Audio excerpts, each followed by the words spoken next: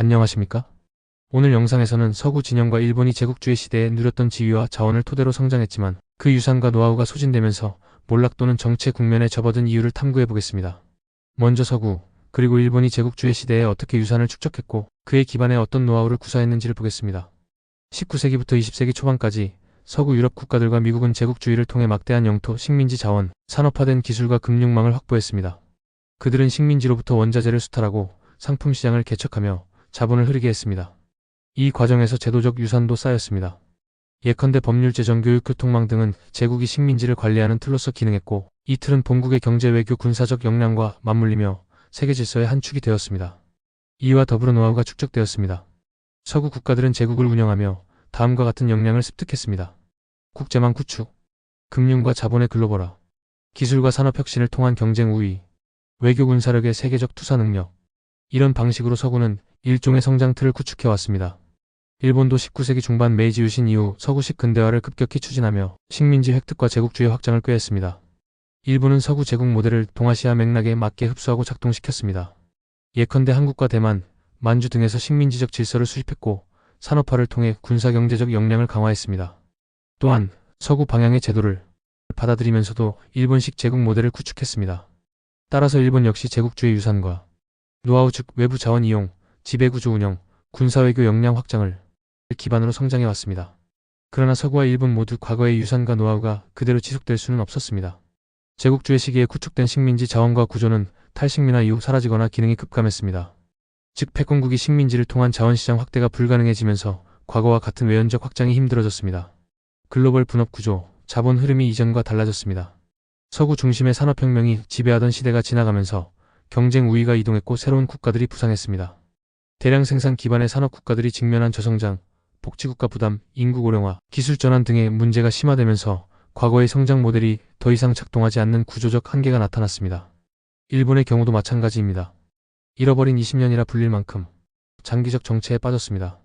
또한 산업 경쟁력의 후퇴, 인구 급감, 외부 시장의 경쟁 심화 등이 복합적으로 나타났습니다. 따라서 일본이 과거의 제국주의 유산과 노하우만으로는 미래를 설계할 수 없는 단계에 도달한 것입니다. 과거의 노하우, 예컨대 제국적 외교 군사 산업 모델은 시간이 흐르면서 유효성을 잃었습니다. 제국 시절처럼 한두 강대국이 전 세계를 지배하던 구조가 아니게 되었습니다. 중국, 인도, 한국, 동남아시아, 아프리카 등 신흥 세력이 부상하면서 패권 전략이 복잡해졌습니다. 디지털화, AI, 데이터 경제 등 새로운 형태의 경쟁이 나타났고 과거의 대량 생산 자원 집약형 산업 모델이 직접적으로 유효하지 않게 되었습니다. 제국주의 방식의 도덕적 제도적 거부 식민지 지배의 윤리적 정치적 비판이 강화되면서 제국주의적 노하우를 단순 재생산하기 어렵습니다. 따라서 서구와 일본은 과거 노하우로는 통용되지 않는 새로운 환경에 직면하게 되었습니다. 이처럼 유산과 노하우가 한계를 드러내면서 서구 및 일본에서는 여러 형태의 몰락 혹은 정체가 나타났습니다. 미국, 유럽을 포함한 서구 진영은 과거의 패권적 지위를 유지하기 어렵게 되었습니다. 예컨대 금융위기 이후 경제성장이 둔화되었고 사회 내부의 불평등, 포퓰리즘, 정치적 분열이 심화되었습니다. 또한 제조업 기반이 신흥국으로 이전되면서 산업 경쟁력 저하도 나타났습니다. 이로 인해 세계의 중심이라는 자리매김이 흔들리고 있습니다. 일부 분석가들은 이것을 서구 문명의 쇠퇴라는 표현으로 설명하기도 합니다. 일본은 앞서 언급한 잃어버린 20년, 저성장 인구 감소, 기업 경쟁력 하락 등의 문제를 겪고 있습니다. 또한 제국적 경험을 통해 구축했던 외교 경제적 영향력이 과거만큼 위력을 발휘하지 못하게 되었고 내부 사회 구조제도가 지속 가능하지 않다는 비판도 존재합니다. 이러한 맥락에서 일본은 새로운 출발을 어떻게 설계할 것인가에 대해 매우 어려운 과제에 직면해 있습니다. 그렇다면 왜 서구와 일본은 새로운 시각에서 새롭게 시작하는 방법을 마련하지 못했을까요? 세력 확장과 제국주의 지배를 통해 확보한 모델은 매우 강력했기 때문에 이를 벗어나기가 쉽지 않았습니다. 즉 기존의 성공 방식을 현재에도 유효하다는 전제하에 유지하려 했습니다. 하지만 환경이 변했음에도 모델을 갱신하지 못했습니다. 제국주의 시기부터 발전해온 제도들 예컨대 산업정책, 외교 전략, 군사구조, 자본시장 구조 등 이 하나의 틀로 기능했기 때문에 그 틀 밖의 사고가 약화되었습니다. 특히 정치 외교적 리더십 측면에서 기존 체제 유지가 우선시되는 경향이 생겼습니다. 과거 모델이 여기까지 작동해왔다는 경험이 오히려 미래 설계의 저해 요인이 되었습니다. 어떻게 새롭게 설계할 것인가에 대한 고민보다 어떻게 이전 모델을 연장할 것인가에 집중되었습니다. 또한 글로벌 질서의 변화, 기술 혁신의 속도, 인구 환경 변화 등 복합적 도전에 대해 통찰과 실행이 늦었습니다. 서구에서는 금융위기, 사회 불평등, 생산 기반 이동이 동시에 나타났고 일본에서는 인구 감소, 고령화, 채무 부담 등이 동시다발적으로 진행되었습니다.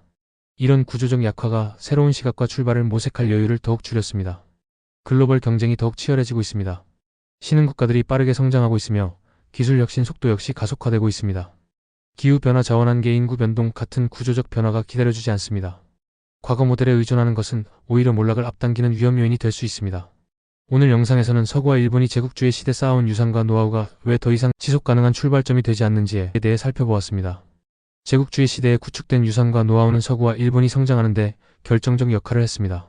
그러나 시간의 흐름 속에서 자원시 장제도 노하우가 유효성을 잃었으며 그 결과 몰락 또는 정체로 이어졌습니다. 과거의 성공 모델에 집착하고 미래 설계를 못한 것이 새로운 출발을 어렵게 만들었습니다.